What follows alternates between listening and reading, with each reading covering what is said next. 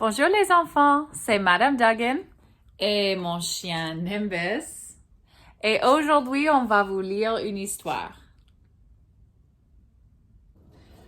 Le livre que je vais lire s'appelle Voici Triangle.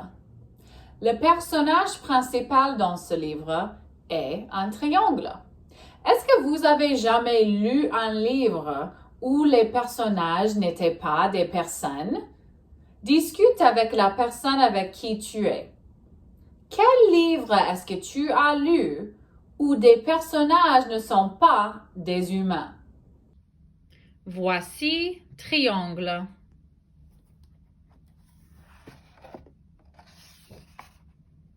Par Mac Barnett, illustration de John Klassen.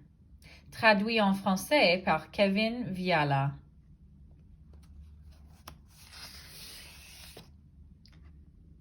Voici Triangle.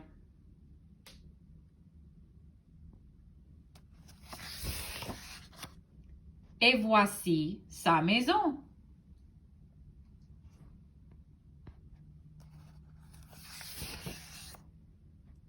Voici Triangle dans sa maison.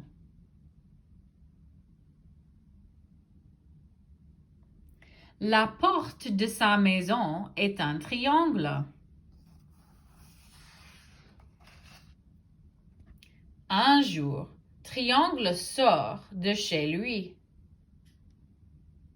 Il a décidé d'aller jouer un drôle de tour à carré.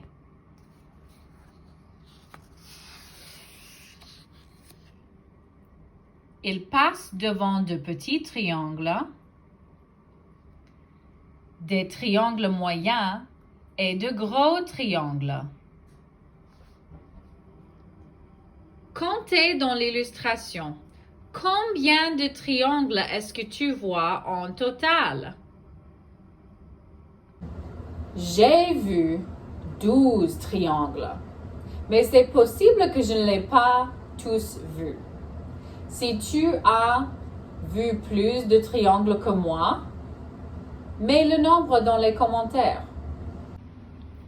Il passe devant des formes qui ne ressemblent pas du tout à des triangles.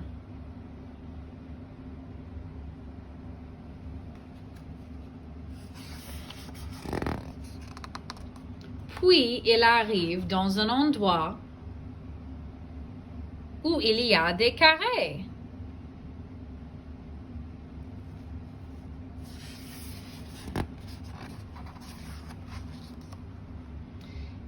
Il pense au drôle de tour qu'il va jouer à son ami. Il passe devant de gros carrés,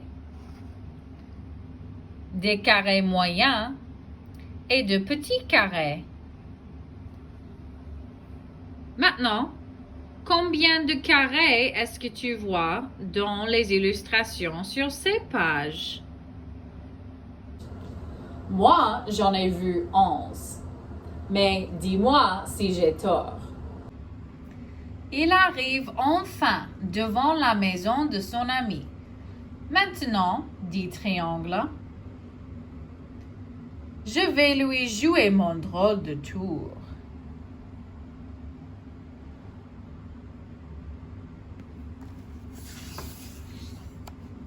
Triangle s'approche de la porte de carré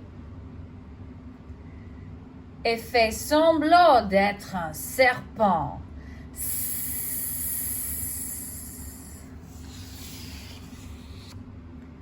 Carré a peur des serpents. Oh non, dit-il, va-t'en, méchant serpent, laisse-moi tranquille. Fait Triangle. Oh là là, combien de serpents il y a-t-il devant ma porte? 10? 10 millions? Allez-vous-en, méchant serpent.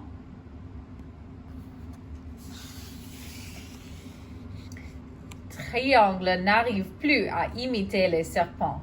Il rit trop fort. Triangle, c'est 3? Demande Carré. Oui, répond Triangle, je sais que tu as peur des serpents. Je t'ai joué un drôle de tour. Carré poursuit Triangle. Il passe devant de petits carrés, des carrés moyens et de gros carrés. Il passe devant des formes sans nom.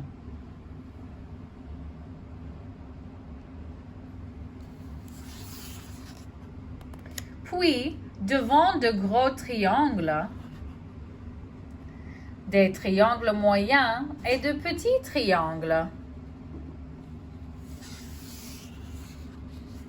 Ils arrivent à la maison de Triangle. On entre en courant.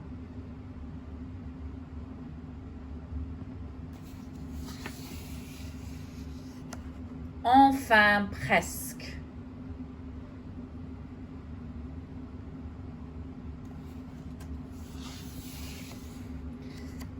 Tu es coincé, dit Triangle en riant aux éclats.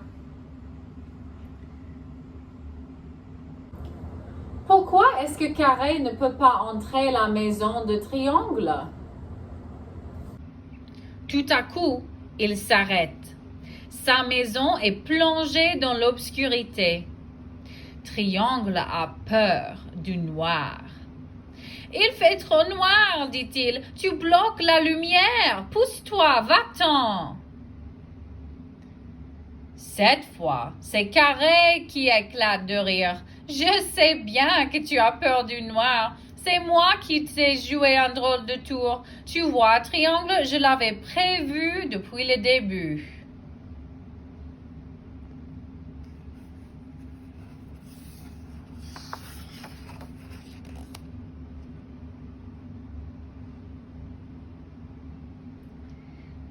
Mais penses-tu vraiment qu'il dit la vérité?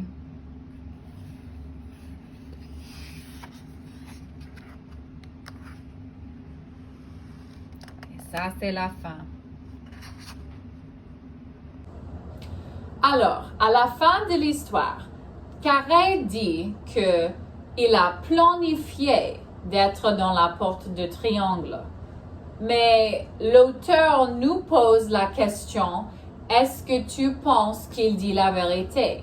Ça veut dire, est-ce qu'on pense que Carré a vraiment planifié de bloquer la porte de Triangle ou est-ce que c'était juste un accident? On ne sait pas parce que ça, c'est la fin du livre. Et l'auteur nous donne l'opportunité de faire nos propres conclusions. Vous pouvez discuter ça avec la personne avec qui tu es. Et parce que l'auteur nous parle à la fin de l'histoire. Cette histoire, c'est dans quel point de vue? La première personne, deuxième personne ou troisième personne? Dans la première personne, les auteurs utilisent les mots comme je, moi, mon, ma. Dans la deuxième personne, les personnages dans les livres utilisent des mots comme tu, toi, ton et ta. Et dans la troisième personne, ils utilisent les mots comme il, elle, son ou ça. Donc, qu'est-ce que vous pensez est le point de vue de ce livre? En fait, il y a deux réponses correctes. Le début du livre est écrit en troisième personne parce que l'auteur dit des choses comme Triangle va voir Carré et Carré rit à Triangle. Il ne dit pas moi, je suis allé voir Carré et Carré n'a pas dit moi, je suis pas allé voir Triangle. C'était pas comme ça. À la fin, c'était deuxième personne parce que l'auteur pose la lecteur, nous, une question. Donc, il y a deux réponses correctes. Maintenant qu'on a lu une histoire sur les formes géométriques, je pensais que ça serait une bonne occasion pour pratiquer les noms des formes géométriques. Alors, je commence avec cette forme. C'est une forme avec trois côtés et 3 sommets. C'est quoi la forme?